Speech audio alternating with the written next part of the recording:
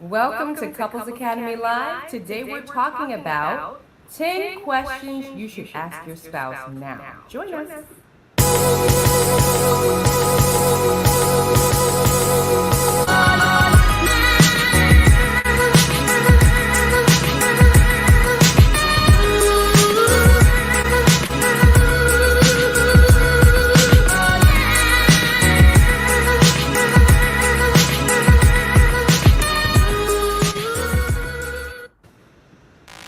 It's good to see you all. Welcome. This is Couples Academy Live. My name is Sasani. I'm Danielle. And we are here for another great morning to talk and have another great conversation with you. We're talking about the 10 questions that you should be asking your spouse. Now listen, we were just talking about where we want to be 20 years from now. Like, what type of relationship do we want to have? And we started fast forwarding, saying, man, we've reached middle age.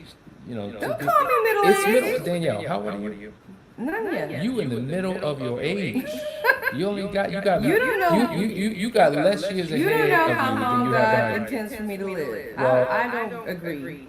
Well, what's another? Okay. We are in our middle age years, in our 40s, and if we had 40 more years, what would we want for our lives? And we were looking at this image of this couple here, and this is an older couple. We call this old love. Right here they are, smiling at each other, drinking coffee, I love that. kind of closed in to one It another. looks like, she's whispering something funny in his ear, which is something that I would do. That is He's something you would cracking do. up laughing. She's elbowing him, right? Right? And Did you so- put your teeth in? Did you put your teeth in before you Right? drink coffee? He's like, yes, I got my teeth in, Mildred. But you know what? Mildred. That fits. But I love it because I dream of that. Like, it's my goal to grow old with Asani and, see our grandchildren and our great grandchildren and just be still connected, still in love, still caring, and all those things. That's the vision for this marriage. That is the vision. Yeah. But the question is, how do we go from here to there? Someone once said that the secret of your future is hidden in your daily routine. So we can have great goals and aspirations and ideas for what we want with our lives, but what are we doing today to ensure that we're getting closer to that goal tomorrow? So what are your daily habits? And so we were talking about, okay, well, if we want this amazing relationship and we want to be in love and we want all these different things, what type of conversations do we need to have in order to prepare ourselves and build the right foundation for this future? I mean, the point is that we have to be communicating, Right. So let's start there, that we actually have to have these kinds of conversations and talk about what we want our future to look like. And here's some of the questions that we need to begin to ask each other so that we could get there. You can't create a plan without having these conversations and dialoguing and actually dreaming and envisioning, just like you've dreamed about everything else to bring it into your existence. You have to first conceive it in your thoughts, right? And then you begin to pursue it and you take reasonable action towards it, right? So we have these amazing questions that could just open up dialogue for dreaming and envisioning and really getting an understanding about where we are on the course. Yeah. Right? If we have no idea where we are on the map right now, it's hard for us to kind of course correct and get ourselves to where we need to go. So. And as we go through these questions, we want you to write them down. So grab some notes, grab a pen, grab your phone, whatever device you have, and write these down, because these are questions we want you to engage in when you sit down with your spouse. Because we know many of you are watching these videos together and you're taking notes and you're trying to figure out, okay, how can we make this work within our relationship? Well, here's some great questions to start off with. So the first question we have, and this is really, I think it's important, if you want to have a happy relationship, you have to do an assessment of where you currently are. Yeah. So one of those questions can be, how am I doing as a husband, or how am I doing as a spouse in general? Or a wife. Right. Yeah. I'm sorry. Husband Yeah. or wife Yeah. in general. Yes. How am I doing? So it's almost like on a scale of 1 to 10, how would you rate me as a husband or as a wife? And guess what? Give a number. And oftentimes there's a story behind the number. And give your spouse permission to unpack it without you getting offended, without you listening with emotional ears, without you picking what your partner is saying apart. Like, first of all, whoever's communicating the message, try to do it in a loving way. You're not on the attack. You're not here to get into an argument. You're not involved in bickering and having this low intensity warfare, but you want a safe environment where you can share. Yeah. I mean, set the stage for this conversation, you know. This could be a great time to connect and bond. This is a talk I would have on date night. You know, we would go out and go to dinner, and over sushi, we have these questions and we just discuss this. So it's not going to be a moment where you are like antagonizing, like, you know, how do you think I'm doing as a wife? You know, you know, it's like, God, let's get connected. Let's make this date meaningful. Let's come out of this and walk away with something. So set the stage for this conversation, and then just have an open dialogue about what we could do to be better. It's all about your mindset when you walk into a conversation like this. If you're walking into the conversation with bet, this is an opportunity for me to let them know how I truly feel, and you're really trying to come for them, then your conversation's going to go south, right? There it is. But if you have the right mindset and an open mind to do better, things can go well. So another quick thing, whenever you're having this conversation, I always bring up the fact that you should record it. Grab your phone. You have a recording device in here, because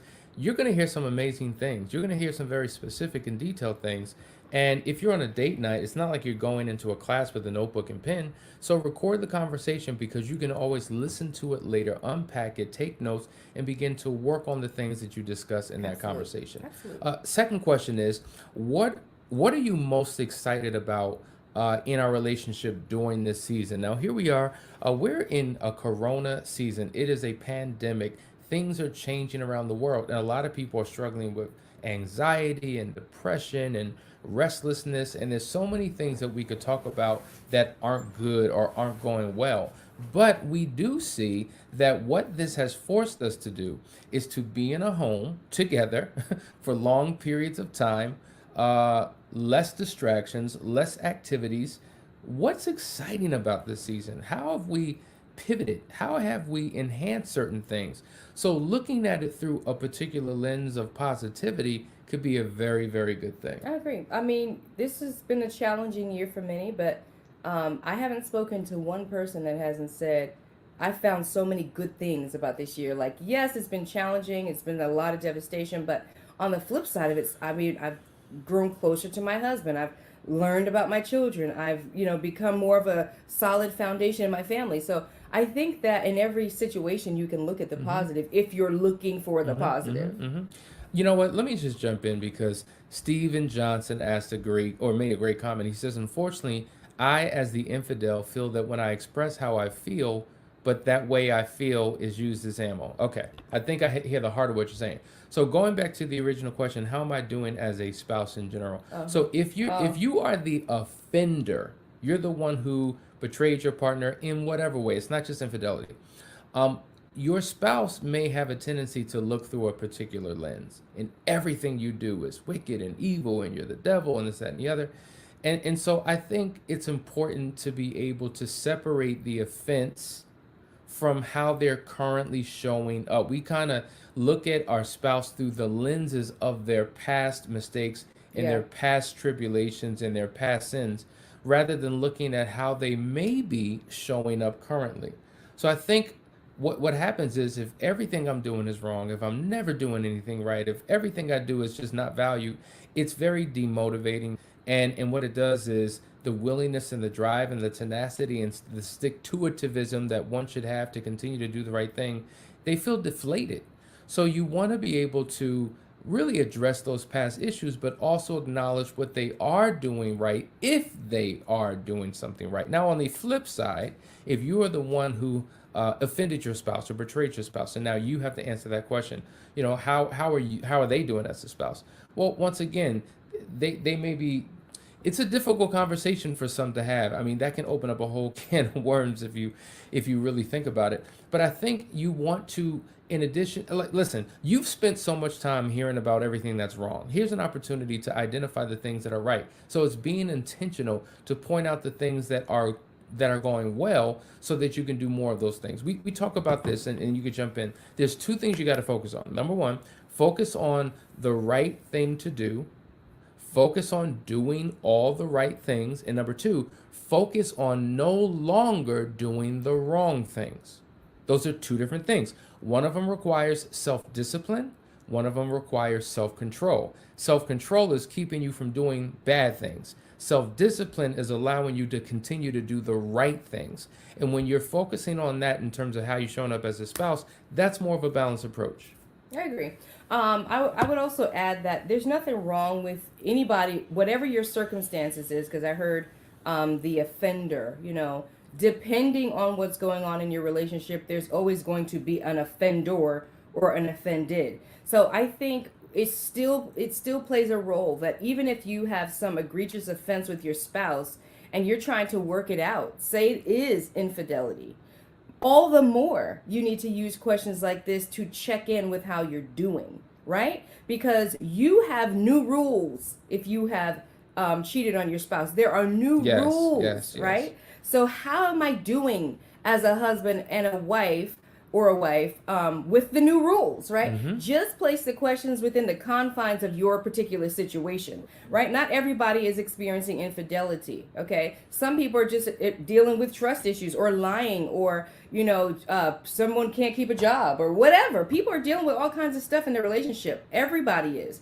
And so I think for whatever your situation is, if you are actually actively working towards repairing whatever is wrong, then these questions can play a role. However, that ammo thing is real. It is real. And we find that folks are always actually, some folks will listen to our show to use it as ammo. They like, well, Hassani and Danielle said, boom, boom, boom, boom, boom. Hassani and Danielle said, shots fired. And it's just like, please don't use what we're saying as ammo. Please look at yourself and fit yourself in the circle here and find out what you can be doing to correct your ways instead of listening to it to gain your ammo and your bullets to fire at your spouse. That's right. Because we're talking to you and your spouse, not just your spouse who has done something that you think was offensive. Kathy had said something powerful. For a long time, I felt like he had no right to feel any kind of way. When I finally felt his internal pain, it changed everything. Mm-hmm. And I think that's critically important. A lot of times, if we're dealing with somebody who's hurt us, they don't have a right to feel hurt. What you hurt about? I'm the one who's hurt. You're the one who did the harm to me. How dare you tell me what you're going through? It's not validated. It's not acknowledged. It's not honored. But you have to realize that both of you are hurting in two different ways for possibly two different reasons. Yeah. And when you understand, when you take the time to understand and empathize with what your partner's going through, it does begin to shift and change things. Yeah. All right, let's go to the next question. If you could see two things change about me, what would they be? That's a very good question. That is a good question. Right? Huh. What would I want to change about, if I had the ability to wave a magic wand and say, mega like a high, mega hiney ho, boom. What would I want changed about my spouse? And I think it's important that you have that conversation. And once again, it's all about how you communicate it. You can't come in a demonstrative, antagonistic, finger-pointing, accusatory, just negative, mean, spiteful, bitter way. It's just not going to go well. Your approach to these questions means everything. Right? So that's a great question. All right, question number 4. I hope this is helping, and I hope you're writing this down. What ways can I honor you more? Now, we talked about love. We've been in this love series, and we talked about all the things we need to do in terms of how to love our spouse and how to show up. Honor is one of those key elements that make a relationship really work. Like, think about it. If the president of the United States walks through the door, whether you're a Republican, Democrat, if it's Trump, if it's Obama, whoever it is, whoever you subscribe to, whoever you respect, if they were to walk through the door, you'd be like, oh my God, the president. You would stand at attention. Yes, sir. You would have such honor and respect for that person who you value and who you esteem, right?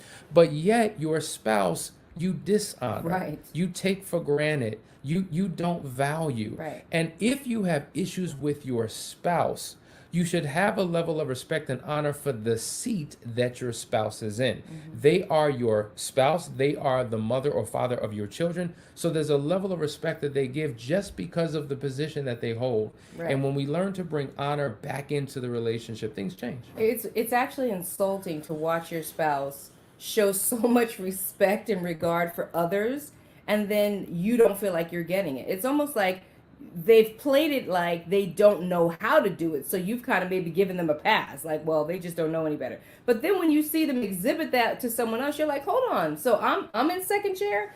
So I love what Hassani said. The spouse is the primary person. That's the one who should be the queen or the king on the throne. It shouldn't be someone else coming in and getting all the honor. Not to say that they can't express honor outwardly, but I should know my place, right? Hassani should know his place, and it should be first place. That's right. That's right. That's right. So, all right, let's go to the next question. What are your biggest fears? This is question number 5. What are your biggest fears about our relationship? Ooh, that's a very that's good a good question. Yeah. Because we talk about 2 types of dialogue. There's a dialogue that we have with each other, but then there's an internal dialogue. So I may be saying one thing outwardly to my spouse, but I may be feeling some type of way internally. I can have anxieties, I can have fears, I can have trepidations. Maybe I fear you hurting me again. Maybe I fear you not trusting me anymore. Maybe I fear we're just going to remain in a bad place for the rest of our marriage. Maybe I fear divorce. There's so many fears that we have. And we know that fear a lot of times is nothing more than false evidence appearing real. And our perception is our reality. And sometimes it's great to have conversations with our spouse so that we can see where they are at, to see if how we feel is legitimate or if it's not legitimate. Right. What if I'm fearing, a relapse or a reoccurrence of past hurts? That's a great opportunity for someone to jump in there, for the spouse to say, no, let me tell you all the ways that I can prove to you that this is not going to happen. I think we get so offended that we can't even have these conversations. Like, we get so offended that it's hard to be honest. This is the opportunity for you to come to the rescue. If your spouse is feeling fears about past hurts, say something. Say something that'll let them know this will never happen again. Don't just get mad about the fact that they have a fear about something that you've done in the past. Right. Well, these are great questions, and I hope you're writing these down. We just covered the first 5. We're going to cover 5 more as soon as we come back from this quick commercial break.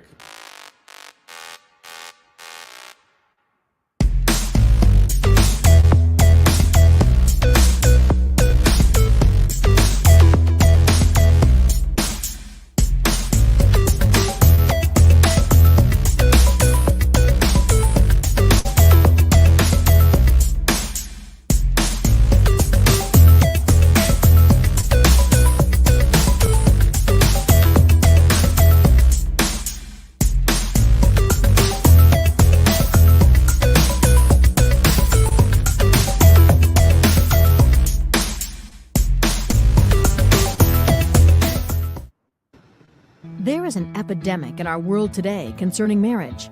It's not divorce, although that's bad. It's not infidelity, although it's on the rise. The epidemic we are talking about regarding marriage is ignorance. Millions of people are getting married each year, and they have no idea what to do to make the marriage flourish and grow. And we know that God has a place in our marriage, but what does that look like?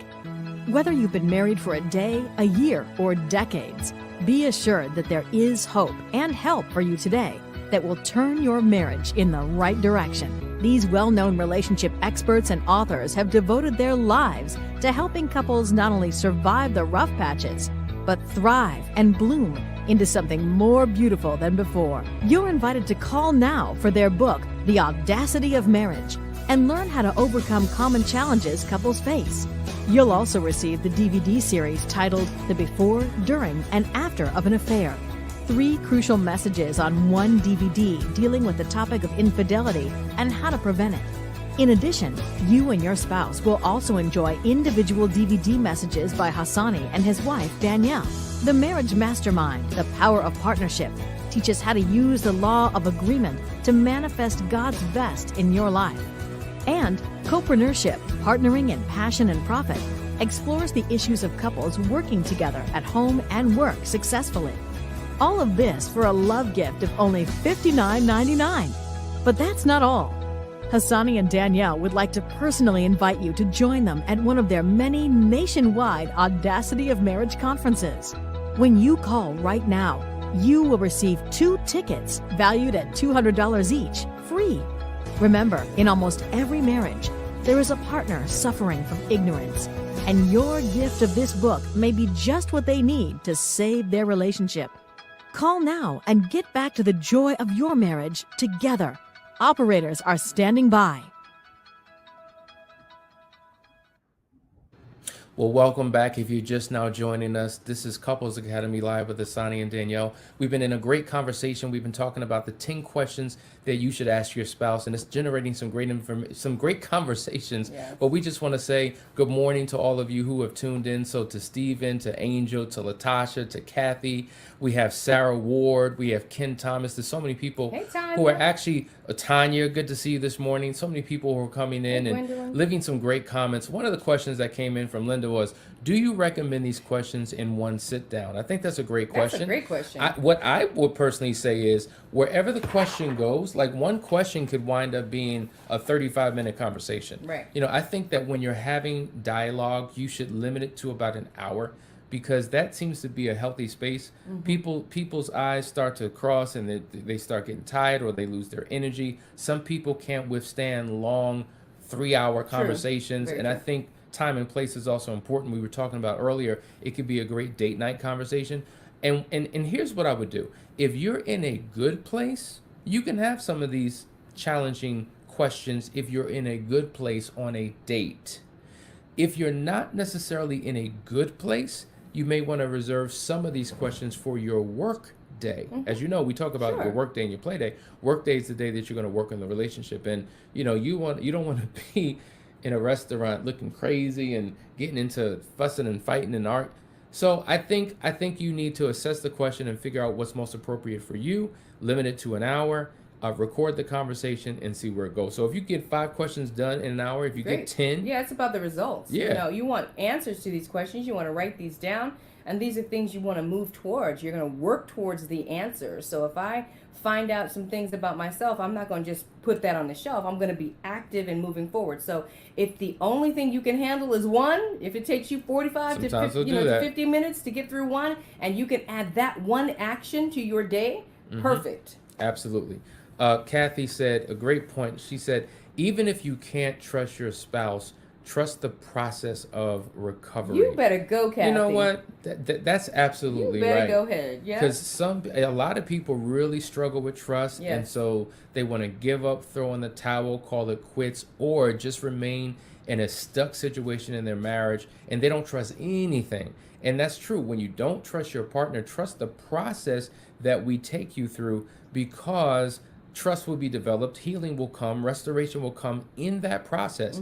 And for those of you who are going through, you need to figure out what that process is. And the way that you do that is simply by going to our website, couplesacademy.org, so that you can find out more information about how we can help you. We have weekly sessions, we do intensives, we all have all types of programs, our Moving Forward program, and a lot of other things that are coming down the pike to help you in your process. So let's jump back into these questions. I think they're really good. Question number 6. As a husband or as a wife, how can I show more love and sensitivity to you? That's an important question. I love that question, because a lot of times, you know, our husbands tend to be about the work and getting things done, and they're not necessarily thinking about little details and things that might have been insensitive to us. So that's a beautiful question to open up dialogue about things that might be missed. You know, how we interact in public might be a thing, right? Now, okay, let me just bring out a real good example. I don't like public affection, right? Some people love, I know, some people love public affection, right? They're slapping butts in public and doing all grabbing things. I'm the one that's saying, get a room, right? So that's and I'm the one who's saying, get it, bro, get it. Right. So those are things to talk about. Like, okay, like I need to be able to let you know my sensitivity level with that, because what is more important to you? The actual interaction, which could be done behind closed doors for me, or do you need it to be seen in public, right? So that's an example of a conversation about how I could talk to my husband and say, I need you to express more sensitivity in this area, in whatever area matters to you. And so this is where negotiation comes in, right? So maybe all right, once a month you can slap my butt in public. Or the type of affection, right? So maybe holding hands is a form of affection that your partner's comfortable with. Maybe a, on the lips or on the Right. cheek is a form of affection Yes. your spouse is comfortable Right. with. But tonguing her down, Right. Don't do and that. grabbing on her body, and all up, But I know some of y'all out there are like, yes, tongue me down in the street, and I see it all the time. You go out and you see it all the time. But that's where you need to negotiate and Yeah. acknowledge there's a sensitivity there. Absolutely. Let me honor my spouse. So whatever that is for you guys. Yes. All right. Here's question number 7. Question number 7. Are you dealing with anything Kathy. that I can help you with currently? What is Kathy saying? Kathy said, I agree with you, Danielle. Get a room. Right. Sometimes the public display of affection leads to the getting of a room. That's true. Right? Well, So I'm let's just saying. have boundaries I'm on just it, saying. though. Okay. Question number 7. Are you dealing with anything that I can help you with in your current situation? So I think that's important because here's the deal. There's a few narratives going on here. There's the story of our marriage, but then there's the story of me as an individual. So yes, collectively as a couple, we have this going on. And the concept is we, us, our, right? But then I have my own individual life, and it's me, myself, and I. And if I am personally going through something, whether it's something on my job or maybe something spiritually or something in my physical body that I'm wrestling with, or just my mind, my emotions, whatever it is, like as a partner, you are there to be a co-laborer with your spouse. Right. Your job is to help your partner become the best version of themselves, pull them closer to God, help them fulfill their dreams, goals, and aspirations. So you want to have a level of concern. What can I do to help you? Mm-hmm. It's not about me. It's not about my agenda. It's not about us, but it's about you. Mm-hmm. And when you show that level of care and compassion, it really helps to bring you two closer together. Yes, I'm sorry. I'm a little distracted because I'm cracking up at these comments. It says, Sarah says, I get embarrassed like everyone is looking at us, right? Stephen says, you may encourage others to get a room. Yep. That's true, Stephen. This is true. I don't that's what I'm saying. I acknowledge that there are some folks out there that want to do some serious public displays of affection. So if that's you, have that conversation. Make that happen. Kathy says, my luck, I would see one of my adult children while being felt up, LOL. And then Elijah says, my wife will even press my butt like horn in public.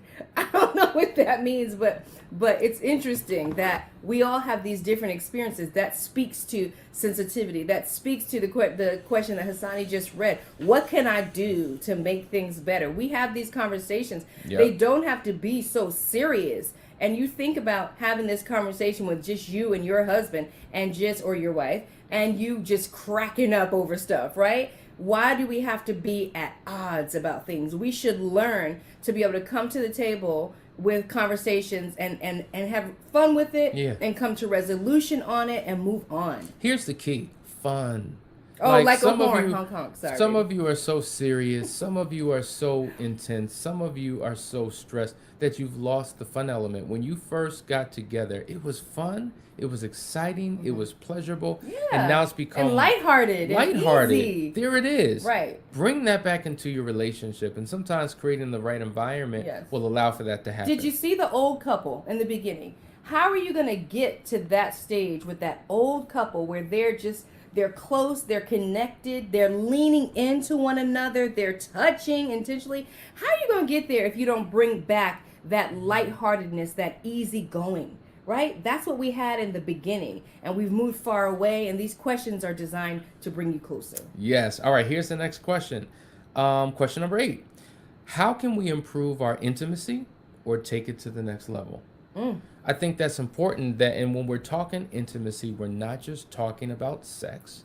There are 4 components of intimacy. There's spiritual intimacy, emotional intimacy, intellectual intimacy, and sexual intimacy. 4. And I think you need to assess where you are in all 4 of them. So on a scale of 1 to 10, how are we doing sexually? How are we doing emotionally? How are we doing intellectually? How are we doing spiritually? Because once you can have that conversation, now you know what you can begin to implement into that relationship. I love it. Like even on the spiritual piece, you know how many couples struggle to pray together? Like it's a Yes. very uncomfortable thing. Right. Because for whatever reason, maybe you just, it's Never a did private that, thing. never Never saw done it that, before, never right. saw it before. But those are the things that really create a bond and a level of oneness in the relationship. So important question to ask. We got 2 more questions. I hope this is helping you guys. Question number 9. What's your dream date night or weekend with me? Now that's a fun question. Yeah. Like, dream a little bit. Yes, something super creative, which I'm still waiting on mine. What are you talking about? My dream date, where Okay, all right, yes, all right, yes. okay, all right, Do you guys. know? I Do know you know? I know your dream date. Do you know? I know your Okay. dream date. So yes, have these conversations and then implement. That's a good point. That's right. If you know your partner's dream date and it's realistic, definitely make that thing happen. I think my dream weekend, we actually accomplished that. You know, I have been dreaming for years and years and years about Dubai. That was like the Oh one yeah. city in the world that I always wanted to go to. And like 10 years, I had visited Dubai at least 20 times in my mind. I had imagined it. I saw myself there. I studied everything about it. I knew everything that was there. But, and so one year we just decided that our theme for the year was going to be fun. Yeah. You know, we just wanted to have fun in this year. And so it wasn't even planned. It was like a couple months before we went, an opportunity came and boom, and we were able to go. And it was one of the best experiences that I ever had with Danielle. That was so and cool. oh man, just to do that My again. turn. Now it's your turn. My turn. Like I said, if it's realistic, no. My turn. It's realistic. It's realistic. But these are the things you want to do because you're creating memories, right? Yeah. Isn't it? Isn't that what this is about? Yes.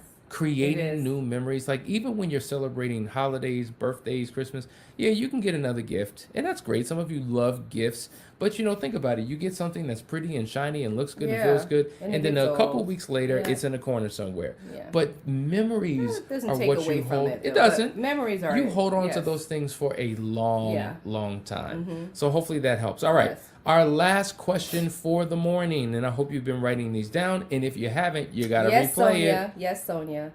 What'd she say? She said, sounds like you owe her a dream. Oh, Lord, since you had a dream Thank you, weekend. everyone. All right. Thank you. Yes. Let's get to the last question. turn. Question number 10. If you had 3 wishes to wish for our future, what would they be? Oh man, That's powerful. that's a great. I mean, that could go anywhere. Sky's the limit on that. You know, you could. That could be. You know, future for your marriage in general, future for your intimacy, future for your money, future for your home. Like it's just endless. That is. And I think that, as we said earlier, the secret of your future is hidden in your daily routine. So a wish doesn't have to be, some lofty wish or some lofty dream that can never become a reality. Yeah. But first you have to have a vision. You know, visionaries are citizens of the future, not just residents of the present. And they have the ability of seeing 5, 10, 15, 20 years into their future. So if you can gain a clear image and picture of what that is, and then work backwards, okay, if that's where we want to be, how do we begin to reverse engineer that to the present moment? Now we have a pathway to get there. Yes. So these things are powerful. These are some of the questions that you should be engaging in. So sit down with your partner, have this conversation. Like as you're watching the video and the question comes, put it on pause, Yeah. have your conversation, Sure. write your answers down, and then keep this video going. Yes. Like these are the things that your relationships are made for, to really take it to the Yes, next people level. are always saying, "I don't know what to say. We don't know how to have conversations." These are your conversation These are it. starters. Here they are, and you can replay this a million times. Matter of fact, please do, because we like the replays, and Absolutely. also share this because I know you know some other couples who struggle to communicate, and they need these communication starters as well. So here you go, and we can't wait to hear some feedback. Like we want to know who got into these conversations, who Yes. actually took this and did something with it, and what was the result. So make sure that you guys share that with us. You can post a message in our feed here on Facebook, or you can email us. You have the email address here. Well, it's info@couplesacademy.org or hpettiford@gmail.com, either one. Let us know how these questions helped you guys. And listen, guys, some of you who are in need of help, here's the phone number. Just use it. Go to the website, set up a free discovery call. But listen, we're excited. We're about to end, but we're excited about an event coming up now. As you know, we've been doing virtual events for quite some time this year due to the pandemic. And we had an actual live event that we were scheduling to do in October.